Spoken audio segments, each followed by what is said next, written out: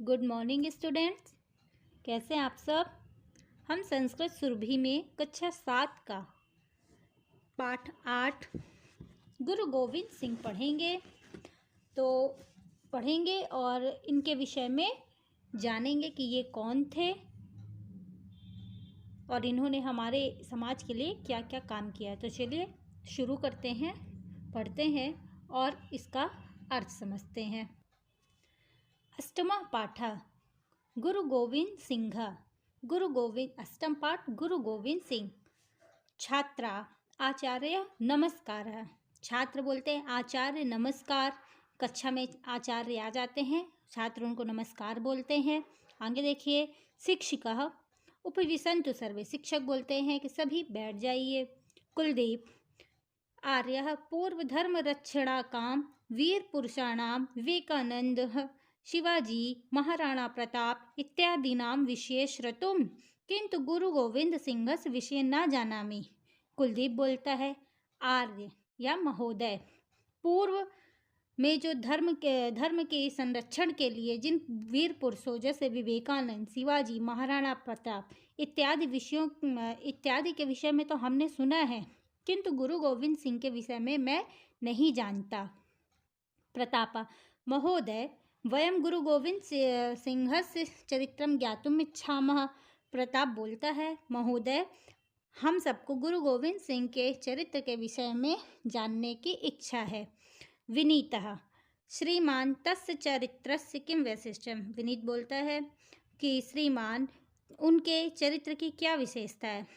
शिक्षिका तब शिक्षक बोलते हैं देखिए गुरु गोविंद सिंहस्य शौर्य धैर्यं त्यागः दूरदृष्टि सेवा भावनादिकं वैशिष्ट्यम् आसीत्। गुरु गोविंद सिंह में शौर्य, धैर्य, त्याग, दूरदृष्टि और सेवा भावना ये आदि सभी विशिष्टता थी। सः अबाल्यात् जनानां शक्ति जागरितुम् आत्मविश्वासेन कार्यं कृतवान्।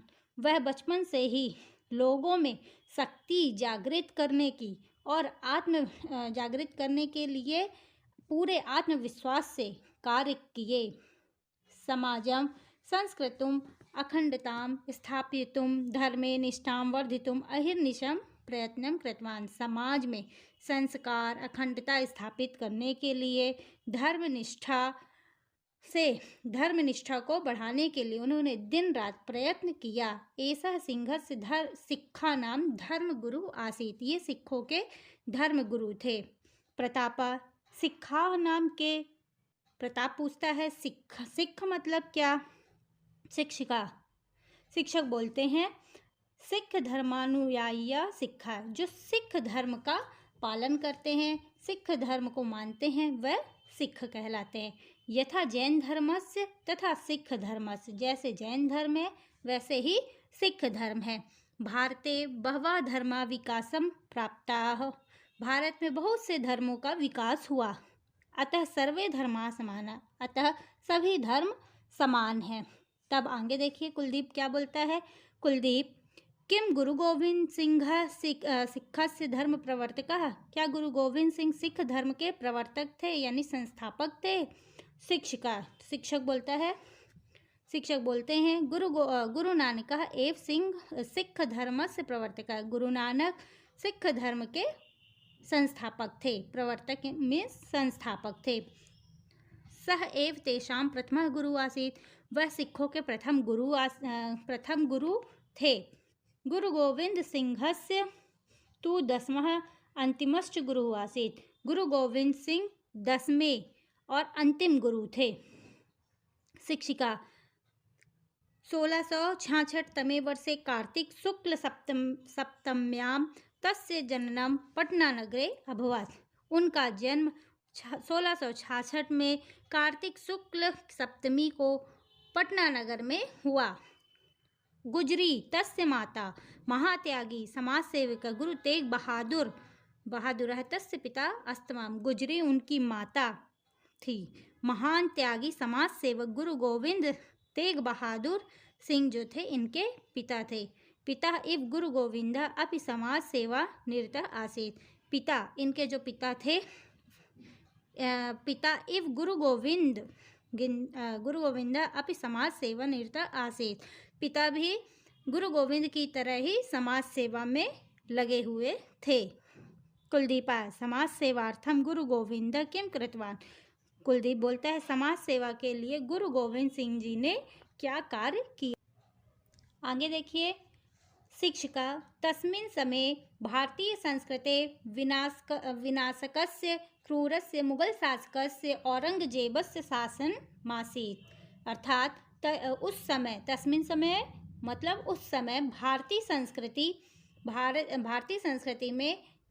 संस्कृति के विनाशक क्रूर मुगल शासक औरंगजेब का शासन था। उस समय भारतीय संस्कृति का विनाश करने वाले क्रूर मुगल शासक औरंगजेब का शासन था। तादृश स्थितौ दुष्ट शक्तिं निग्रहतुं प्रजासु धर्म जागरणं कृतवान।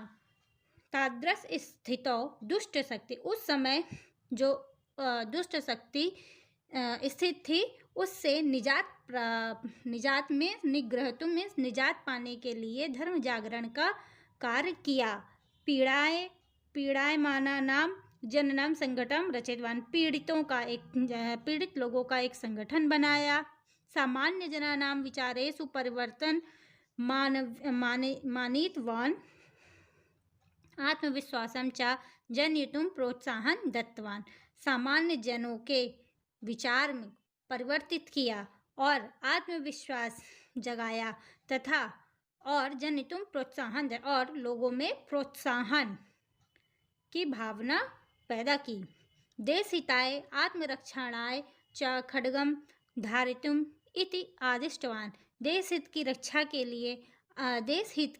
के लिए खड्ग धारण करे, ऐसा इनका आदेश था। चलिए आगे देखिए। प्रतापः अधुना अपि सिक्खा खड्ग धारन्ति वा। प्रताप पूछता है आज भी सिख लोग खड्ग धारण करते हैं। शिक्षक खालसा दीक्षां स्वीकृत्य न केवलं खड्गम अपितु पंच ब्रह्म चिन्हानि धर्तुं गुरु गोविंद आदिष्टवान। जो खालसा दीक्षा स्वीकार करते हैं वह केवल खड्ग ही नहीं बल्कि 5 ब्रह्म चिन्ह धारण करें, ऐसा गुरु गोविंद सिंह का आदेश था। तानि च केशबंधनम कर्णटिका स्थापनम खड्ग धारणम कट्या वस्त्र धारणम सर्वदा खड्ग धारणम मिति। एतानि चिन्हानि समर्पणम परिशुद्धतां दैवभक्ति शीलम शौर्यम इत्यान भावना स्मारयन्ते। हाँ, अब ये 5 चिन्ह कौन कौन से थे। केश बंधन अर्थात केश बंधन बालों को बांधना, कंघी, कड़ा, कमर का वस्त्र, कृपाण धारण करना। ये चिन्ह जो थे, ये 5 चिन्ह थे जो खालसा दीक्षा स्वीकार करते हैं उनको धारण करने का आदेश था। ये सारे चिन्ह जो थे परिशुद्धता, देवों की भक्ति, भगवान की भक्ति, शील, शौर्य,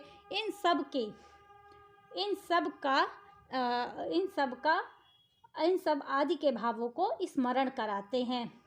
आगे देखिए कुलदीपक खालसाम दीक्षाम नाम किम। खालसा दीक्षा का क्या नाम है। शिक्षिका खालसाम नाम ईश्वरी दीक्षा, अर्थात ईश्वर दीक्षा का नाम खालसा है। ठीक, आगे देखिए। ईश्वरस्य निश्चल आराधने, ईश्वर की निश्चल आराधना करना एवं तीर्थ यात्रा करना, दान, दया, तप, संयम, ये सभी चीज़ जो है जिससे ये सभी बातें जो है वो भगवान की ओर प्रेरित करती है। अर्थात ये इस तरह की भावना दया, दान, तप, संयम की जो भावना रखता है उसके हृदय में पूर्ण ज्योति का प्रकाश होता है और वही क्या होता है, वही खालसा होता है। ठीक है, एव खालसा भवति, यही खालसा होता है। आगे देखिए। विनीता पुनरपि कथम समाज प्रेरितवान। फिर किस प्रकार से समाज को प्रेरित किया। शिक्षिका गुरु गोविंद सिंह वीर रसे सहज कवि आसीत्। गुरु गोविंद सिंह जी जो थे वीर रस के सहज कवि थे। तस्य चंडी चरितम इति काव्ये स्वयं वीर गतिम प्राप्यनुम इति प्रेरणा वाक्य समाज प्रेरित वान। उनका चंडी चरित्र काव्य, वो मतलब क्या थे, वीर रस के कवि थे और चंडी चरित्र काव्य में उन्होंने वीर गति प्राप्त की और उसी के प्रेरणा वाक्यों से समाज को प्रेरित किया। विचित्र नाटकम इति पुस्तके स्ववीर गाथाम सूचित। विचित्र नाटक नाम की पुस्तक से में स्वयं की वीर गाथा उनमें लिखी थी और वही वीर गाथा से लोगों को क्या किया, लोगों में देशभक्ति की भावना पैदा करी। आगे देखिए, प्रतापा गुरु गोविंद से अन्य वैशिष्टानि कानि। गुरु गोविंद की और क्या क्या विशेषता है, तो क्या थी देखिए। शिक्षका कबीरा गुरु नानक सूरदासाय भक्ता आसन। कबीर, गुरु नानक और सूरदास के वह भक्त थे। गुरु गोविंद सिंह वीर भक्त आसित। गुरु गोविंद सिंह क्या थे, वीर भक्त थे। सह हिंदू शक्ति संगठित वान। उन्होंने हिंदू शक्तियों का संगठन किया। सर्वे समान एक में भगवत ज्योति सर्वेषु ज्वलति। सभी में एक समान भगवान की ज्योति जलती है, ऐसा उनका अचल विश्वास आसित, उनका विश्वास था। सज्जना नाम संरक्षणाम दुष्टानाम विनाशाय खड्गम।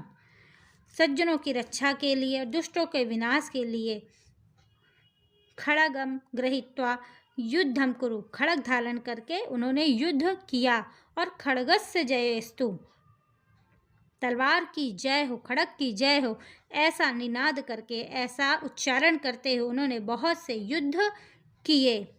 1689 वर्ष 1689 में अप्रैल मास में मृत्यु पर्यंत शत्रुओं को उन्होंने भयभीत किया।